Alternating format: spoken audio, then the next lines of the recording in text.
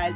A shit show, a pure shit show. It literally takes a village. I don't know if it was dirty or clean. Oh my God. Bad mom. Like Gone that wild. Yes. Because I'm shining. Woo! That was good, guys. Cheers. Cheers. Oh, drink. Yeah.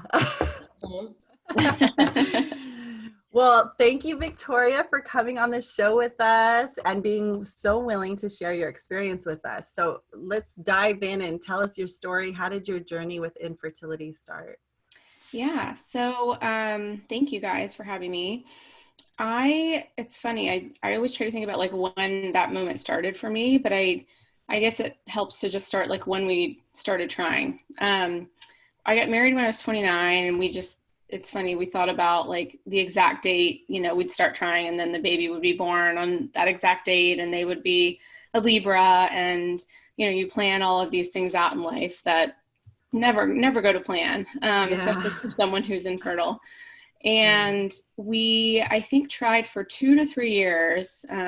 Naturally, nothing happened, and I'd never had a pregnancy scare in my life, but I did have a lot of period pain, very long, painful periods for like, I'd bleed 2 weeks out of the month, like crime scene kind of blood. I mean, it was like brutal. Wow. And were you on birth control during that time, or not after? Like, we got married and we literally like pulled the goalie that week, but prior in life I still was having painful periods. Oh, wow.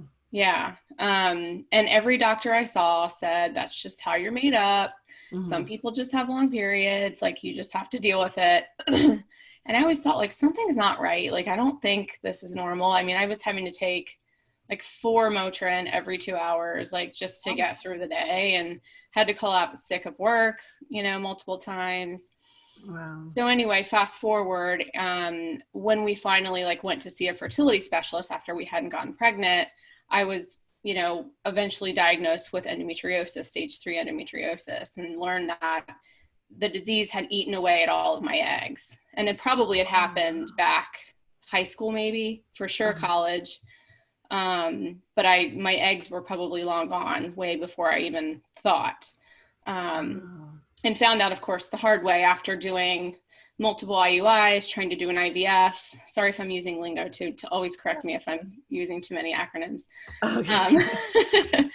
In vitro fertilization, like tried all of these things with my own eggs, because the thing about endometriosis is the only way to diagnose it is either through surgery, which is what I ultimately ended up doing, or now there's a test. It's called Receptiva. It's like a biopsy you can do. And is that something that we're born with it, or does it just happen?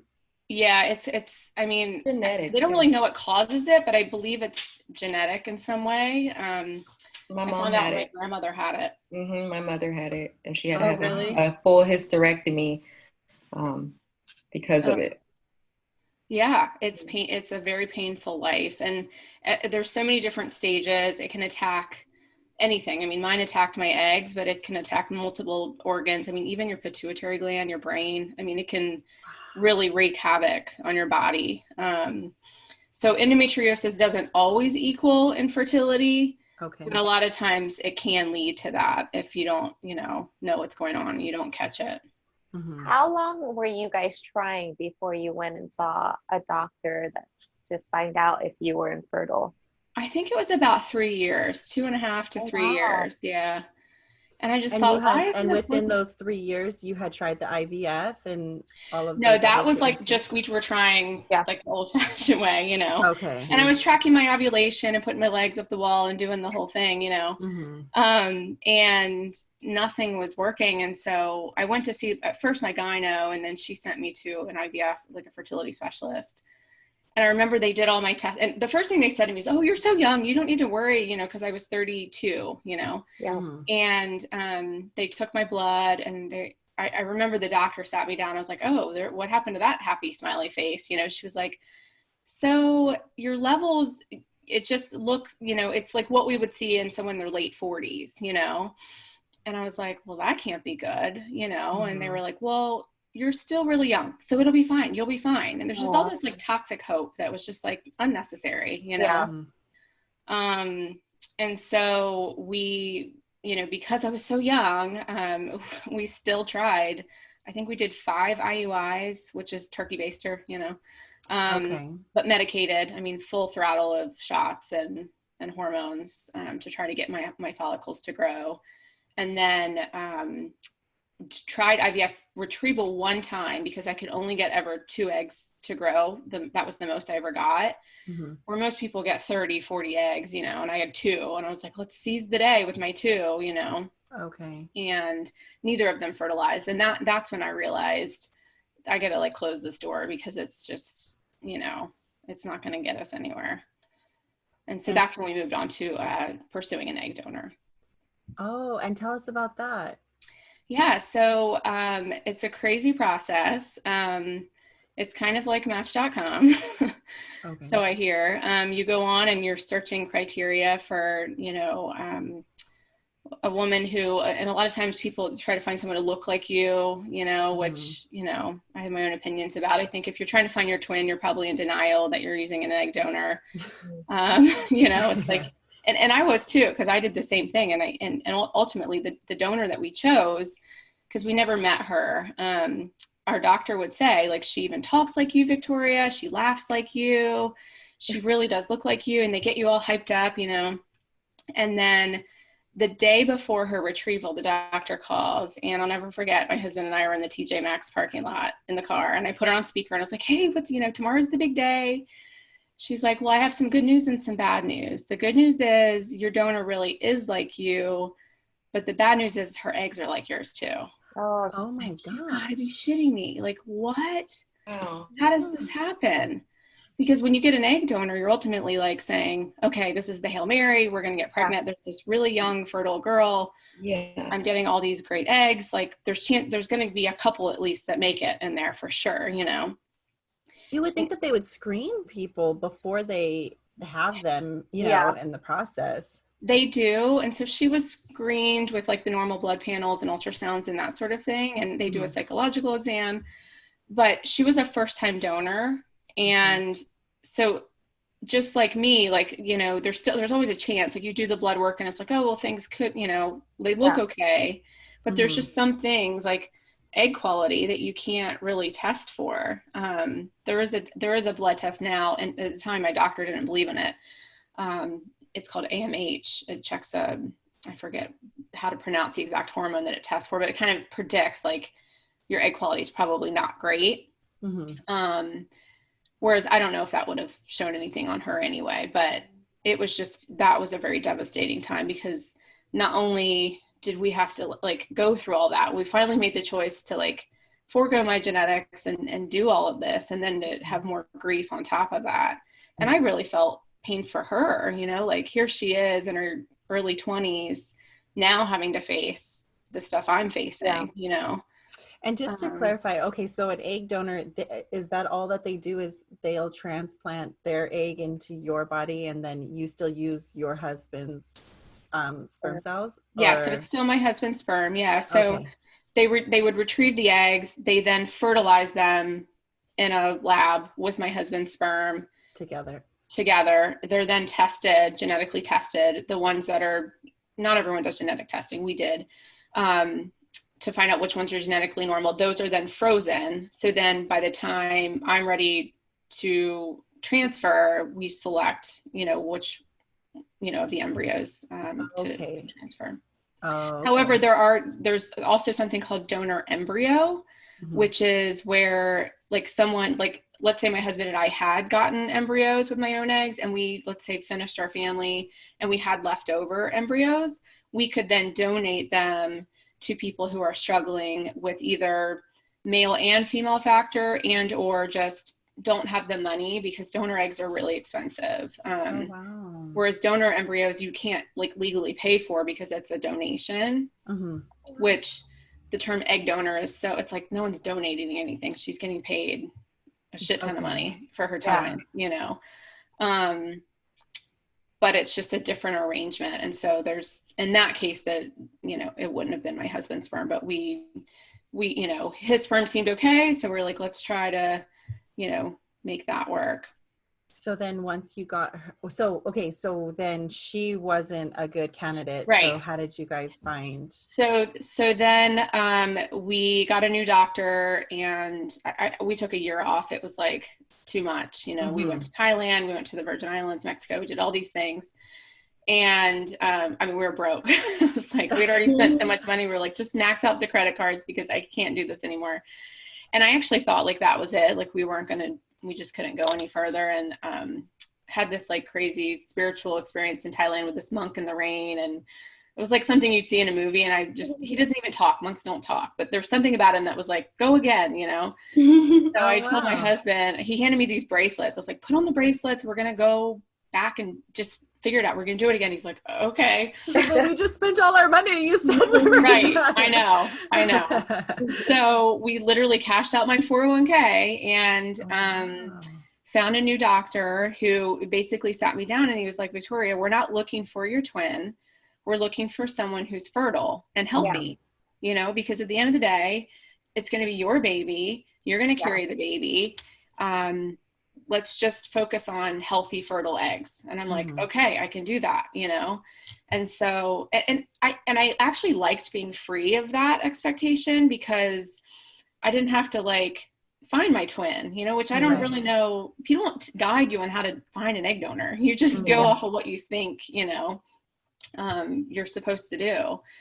And so I found a girl, and she probably could be like my third cousin, you know, similar characteristics, but had 2 children of her own and had produced positive pregnancy for 2 other families. And so she was fertile and healthy, you know, based on her family history and all of that. And so we went with her, and long story short, that's how we have our daughter Florence, who's 2 years old now.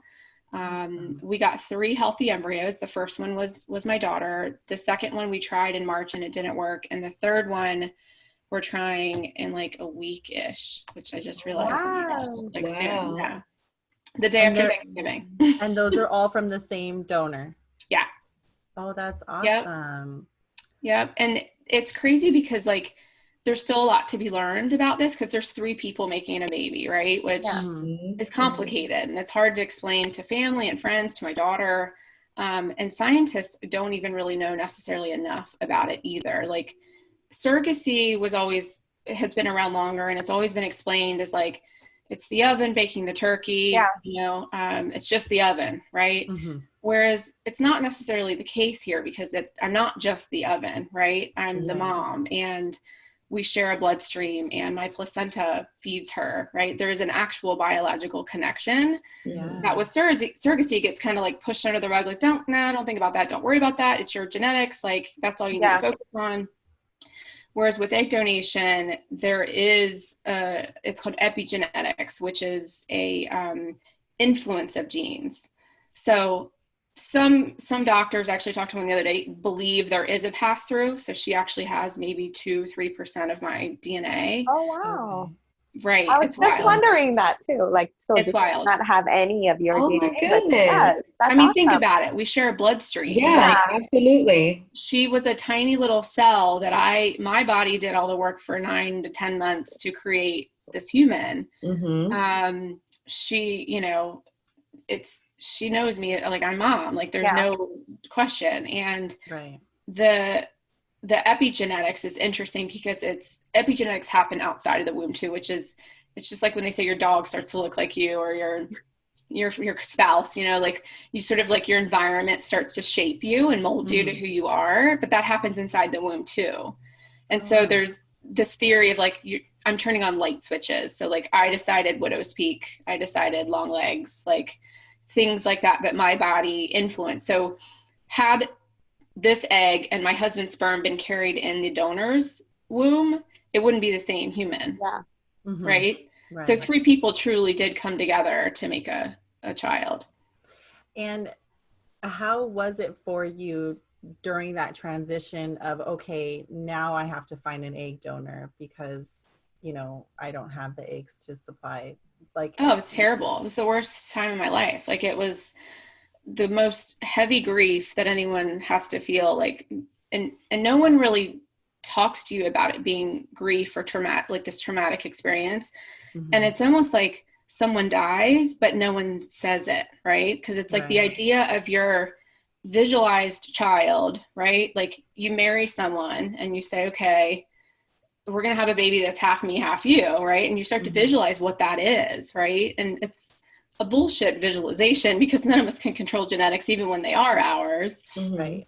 But at the same time, you still visualize that, right? Yeah. And my husband did too. And I remember getting mad at him, like, what are you pissed about? Like, you get to carry on your DNA. Yeah. He's like, yeah, but I married you. Like, I visualized half of you too, you know? It was his loss as well, which I hadn't really thought about. So yeah, it's a process. It takes time. You've got to cry it out. You've got to be angry. You've got to like do things that help you just process and heal, you know, through that grief, because it is a loss and it's invisible to most people. But it's so real to you. And there's a lot of different beliefs around different practices you can do to sort of like let that visualized child go, to make space for this new vision of a child. And I did a lot of those things, and it definitely, I think, helped. But I think when we picked our first donor, I hadn't done any of that. It was so like boom, boom, boom. Yeah. And so then when she failed, I was just like really dark, because I thought, well, that was my one chance. What is happening? I'm not meant to be a mother. Like, you know, what did I do to deserve this? Why me? You know? Yeah. And through that time we took off and Thailand and all these things, I started to realize like, oh, I got some work to do. I got to like get through this first before I can really move forward and do the right thing for my child, you know, and be ready to love my child for who they are. And so I'm not too familiar with which one's more expensive, the IVF or the egg donation, or is it pretty comparable? Egg donation is more expensive because what you're doing is you're paying for IVF plus the egg donation, because the IVF still has to happen. It's just two people. It's retrieve her eggs, put them in me, but she gets paid for her time. I have to pay an attorney there's legal documents. There's the agency fee that manages all of her screening, you know, all the testing and stuff, and the managing of the database of donors. It's a huge business built around this. It's crazy. And when you said that you found a donor, are you the one that's doing all the screening and searching, or searching? Yeah. There's databases out there, agencies that represent different women.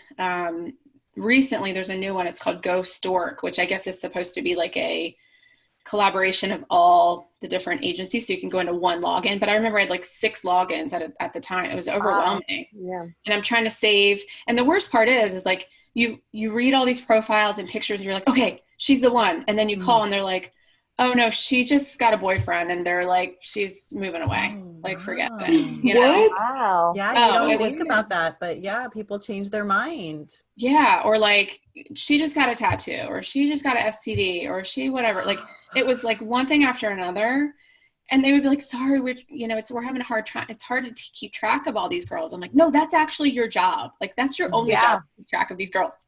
Yeah, this is my life here, people. You know.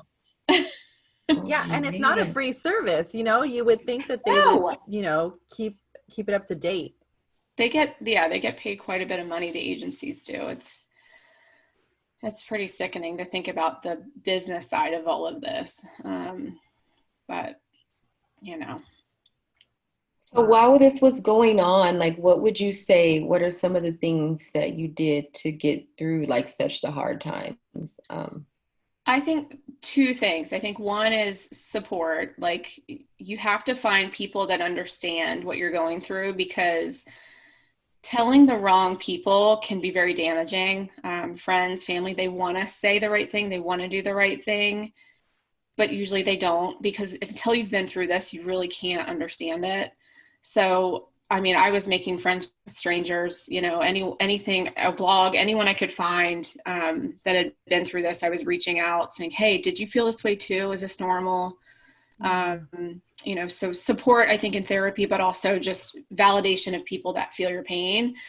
And then the other thing I would say is just taking breaks, because it's heavy, like having to constantly go to the doctor every week, every day, shooting yourself up with injections month after month, and the financial side, the marital stress, like you have to find time to like take a step back, take a break before you can, start again.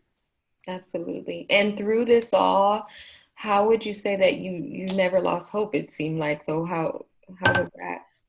I mean, I will say that there were times I definitely probably did lose hope. But those were the times when I recognized I got to take a break. Like when I realized I can't go on, like I can't feel 1 ounce of hope in my body. I would have to take some time off, or change something. It's either take a break or change it, because I keep doing the same thing. You're just, it's just a recipe for disaster. So, I think hope is complicated with infertility. You have this cautious hope, like you prepare for the worst, but you hope for the best, because you don't want to go all in. You don't want your heart to be completely shattered, but you also don't want to be negative. So it's like, it's a true balance, which, I can't think of another thing in life that you have this sort of cautious hope, For our listeners who are interested in starting the IVF process, what advice, like what's the process like? I mean, how do you even find a doctor, and do you go through your insurance? What is? That's a whole nother podcast. The insurance thing pisses me off. There's very little coverage for fertility, unless you work for like a major corporation that, like some companies are now covering it, which, it's just sad because it's considered not voluntary, elective, I think. Mm-hmm.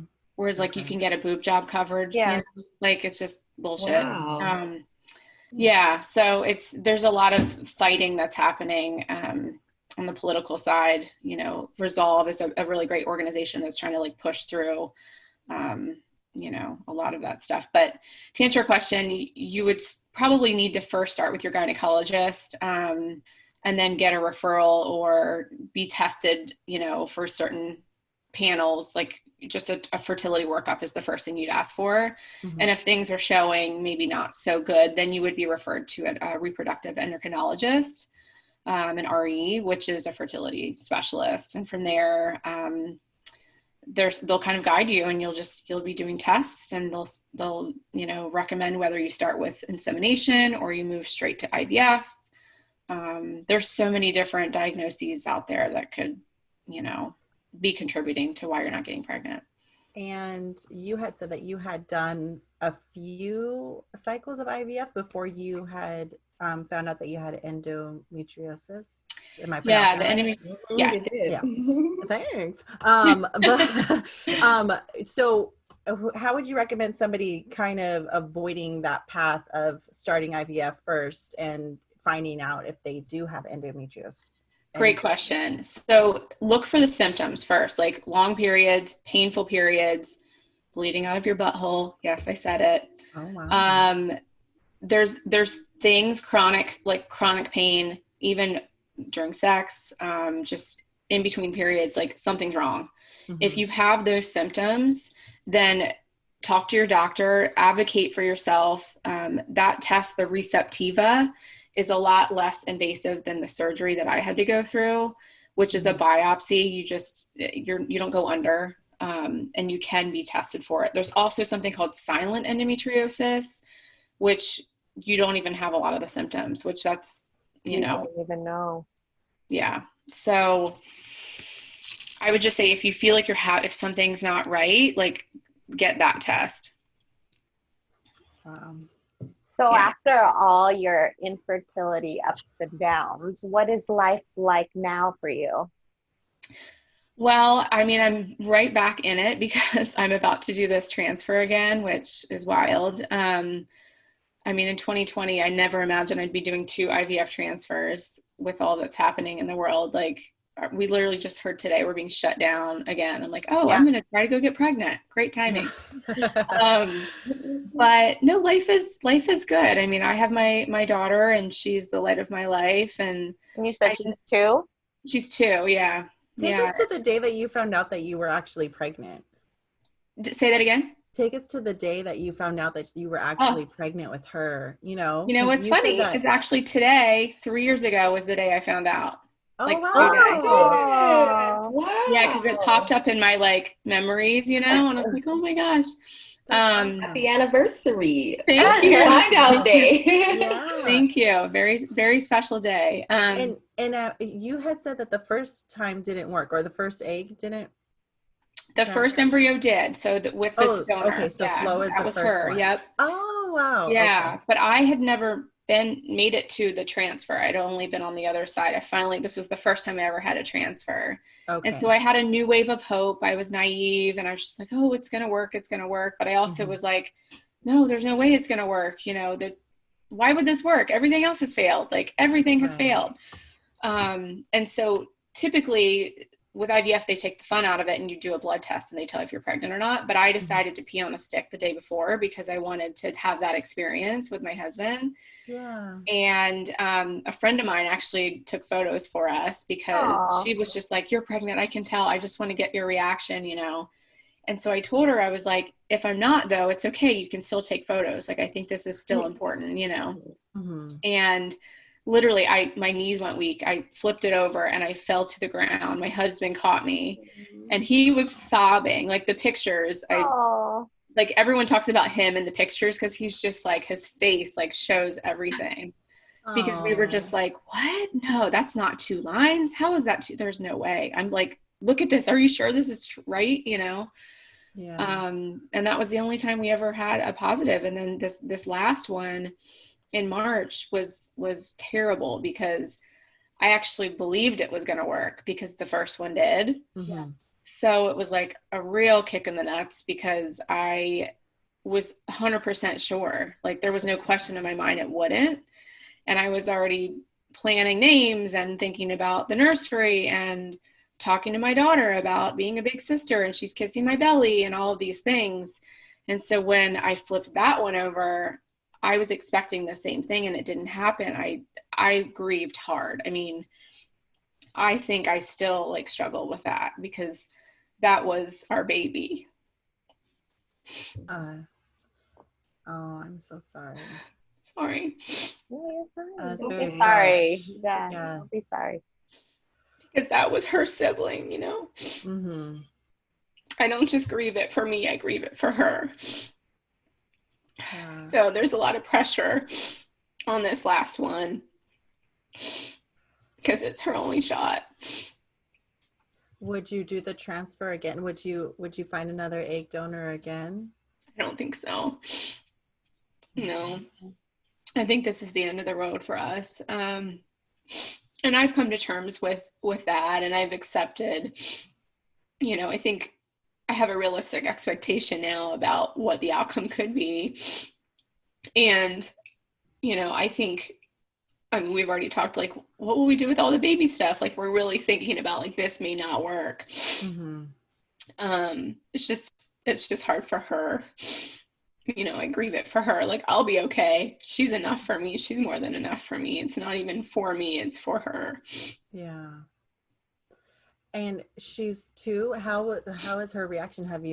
Does she kind of know that there wasn't a baby anymore in your belly, or? Yeah. And so this time I haven't told her anything because I can't do that again. Yeah. And I probably won't tell her unless it works, you know, Mm-hmm. and even probably later down the road because I just can't face her and tell her that again. So you said you do another transfer next week? The day after Thanksgiving. And how long does it usually take for that process to, like, until you find out if it worked or not? About 10 days. Oh, wow. Oh, Yeah. that's good. That's fast. Yeah. Mhm. Yeah. It's fast, but it feels like the longest. Oh, I'm sure. I'm sure. Yeah, the You're 2-week wait is what they call it. Oh my So what do you do for a career? What do you do now? So I do a lot of things. I have a full-time job. I'm in sales for a social media in a social media role, and then I also run Infertility Unfiltered, which I founded, and I also lead the groups for that, which is a now virtual support group for women going through infertility, but also we were doing things in person before COVID. I also own a hair salon. Oh, wow. wow. Yeah. God. Which my husband actually runs full time now. He's been doing that for many, many years. I started I was a makeup artist, and it was a hobby, and I just somehow turned it into a business. And That's so amazing. he eventually quit his job and started taking over it, because I didn't want to quit my job, but at the time he wasn't happy with his job, so he started doing that, and he's been doing it now for many, many years. And let's see what else. And then I obviously, like, just on my Expecting Anything page, I advocate just for the community and do a lot of speaking events, and just do my part in trying to spread awareness. And so how long have you had Infertility Unfiltered? Your support group? It's been about 2 years now. Yeah, so not too long, but it's been. And what made you start that? So I went through a new mom group, and I didn't think that I was going to do something like that, but I had a friend that was like, just try it, you'll love it, and I was nervous about being a new mom. And so I went through that, and I realized very quickly, like, that type of model, like being around women going through the same thing as you at the same time, was like my survival. And I said to the founder, I was like, women who want to become moms need this type of support. And she was like, I totally agree. Do you want to run it? And I was like, what? Okay. I have a 6-week-old baby, but I'm going to say yes. I'll figure it out. Uh-huh. And she, in the beginning, like, I was using her space, and every class filled up. And the results that we were seeing were phenomenal. Now we have local doctors that are wanting to sponsor their patients to go through it, because they're finding that when they go through and have that type of empowerment, education, and support, they're getting pregnant. Yeah. Wow. So Wow. it's like, duh, when people feel loved and supported, good things happen, Yeah. Uh-huh. So, I just personally felt like it was some sort of calling for me. And I, just felt this like innate, like, calling to do this and to connect people. I'm not a therapist. I'm not a doctor. I just have a lot of experience being infertile. And so I decided to just throw it out there and see what people thought. And it's been really great to meet everyone. And they've changed my life too. I'm learning from all of them and growing each time I do one of these sessions. That's awesome. We'll definitely link that. When we were looking up your website, we saw that you have a book. You want to tell us about that? Yes. It's called Why I'm Glad My Eggs Didn't Work. Spoiler alert, it's my daughter. But I wrote that because I had read a lot of the books that are out there about donor eggs, and they're all written by therapists or doctors or scientists, and they're all telling someone else's story. And it's usually like 40 other people's stories, and they're all trying to bring them all together. And there's a lot of fear that's like, you got to make sure you disclose this and be fearful of this and be careful not to say this and remember this. And I always read those books feeling educated, but like kind of shitty about myself. Like, this sucks, And after going through the experience and learning, it's painful, but it truly can change you and can create an even stronger bond with your child. You do have a biological connection.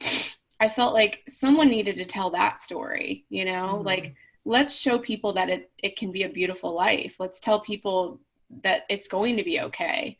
And I will tell you, I probably get at least 3 to 4 women a week who read my book and are like, I'm doing it, like, I was so against donor eggs and now I'm open, and many of them have come back and say, now I'm pregnant, now I have a baby. Like, I was so anti because I was so scared and so feared, all of these, that my kid was going to resent me or not love me or I wouldn't love my child. Like there's so many fears that come with this way to Right. motherhood. And so I just wanted to get it out there that like there's beauty in it, you know?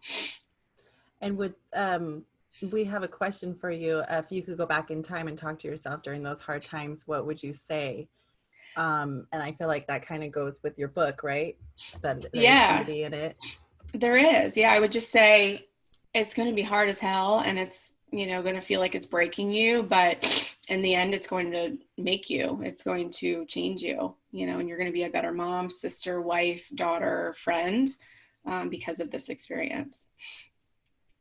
And when you look at your daughter, you love her, you adore her, and you see you and your husband, right? Yeah. I mean, people all the time. A waitress the other day was like, "Oh, she's the perfect combination of the two of you." 'Cause she obviously doesn't know Aw. us, and I was like, Uh-huh. "That's sweet," you know. But she has my mannerisms. There's certain features about her that just scream me, you know.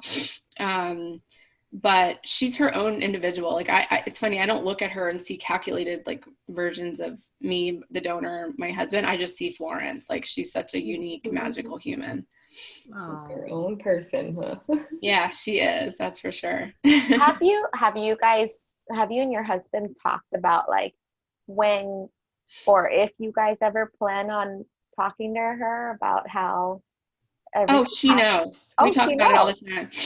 Oh yeah, I was telling her in the womb. I was practicing her first day of life. I told her I really believe in disclosure. Yeah. There's nothing to be ashamed of. She knows about her egg angel. That's what she calls her. Oh my Um, goodness. I show her Cool. pictures. We have a book. We have lots of kids books now that tell the story. So she knows. I mean, she knows more than the average 2-year-old about how a baby is made. That's for sure. But there's no question, you know, in our family, we're very open about it. That's awesome. Yeah. And are you guys in touch with the donor still?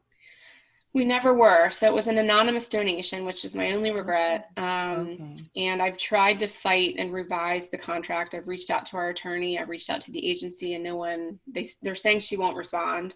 It doesn't want to be found. No. And I've asked, you know, them to just let her know, like, I'm not asking for a relationship, just one email a year would be cool. Like something, some kind of contact, you know, and she just wants nothing to do with us. So doesn't mean I'll stop fighting, but I do regret not pushing for that, you know, in the contract earlier on, because I don't want Florence to ever feel like I took that away from her, like that access, you know, Yeah. if she has questions or wants to explore, I don't want to feel like I put that hurdle in front of her, you know. And now, is that normally how the contracts are, or was that your preference? Or no, that's They're all like normally that. how they are. Yeah. And it needs to change. And there are some agencies that are doing more open relationships. But when we were doing it, they told us this is just how it works, you know. And I remember thinking, this feels like kind of weird, you know, like why? I don't even know her name, you know, like it felt like something didn't seem right. And that's just the way that it's been done. And it's not healthy for the child because, you know, if you think about your identity, like you have your identity because you know where you come from. And when you're robbed of that, like that's damaging, right? Yeah.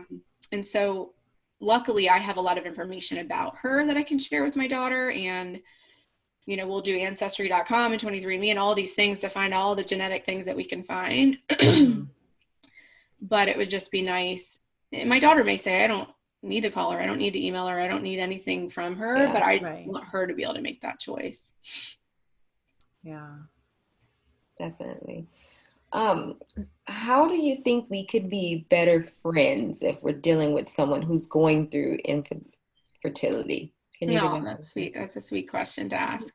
I think if you can think of your friend as someone who's grieving a loved one, just like they just lost their best friend, or they just lost their sister, or their husband, that's what infertility is. It's grief. It's just, it feels invisible to most people. And so when we hear comments like, oh, don't stress out and it'll happen. Like when's the last time you told someone with cancer to not stress out, right? I mean, this is a medical illness. And so I think anytime someone's inserting advice unsolicited is never good. But just showing like that you're there, like I see you. I know this is hard, it's painful, and I'm here for you, and I love you. What would you do for someone who just lost their husband? You'd go visit them, you'd send them flowers, you'd bake casseroles, like you're there for that person as a friend, showing love and kindness, and that this is no different. Mm-hmm. Did you ever feel like because you were going through this hardship, that you felt like you wanted to distance yourself from friends who were having babies? 100%. Yeah. Is that a natural part of the process? I hate to say yes, but yes. Many, many, many, many women end up distancing themselves from friends that are getting pregnant, especially depending on the timeliness of it. Like you just find out your IVF failed and they just found out they're pregnant. Like that's damaging friendship. I lost my best friend during this process.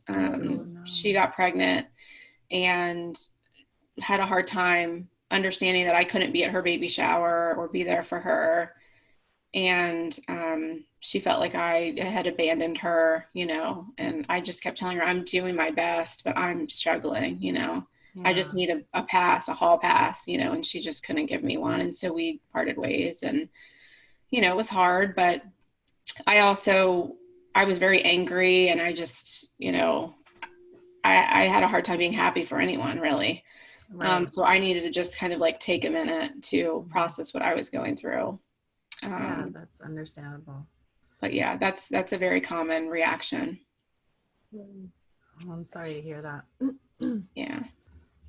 Well, before we wrap things up with you, Victoria, is there anything you'd like to add that we might have missed, or that you wish you could have said? Or no, I don't think so. Just, I'm honored and happy that you guys are talking about this topic, and I think there's still a lot of shame and women who struggle with this alone in fear of like, they feel broken or like they did something wrong, or, the more we talk about this, the more awareness there is to women not only going through it, but to women who are not, and like you said, how do you be a better friend? Like, I think it's just an important topic. So thank you.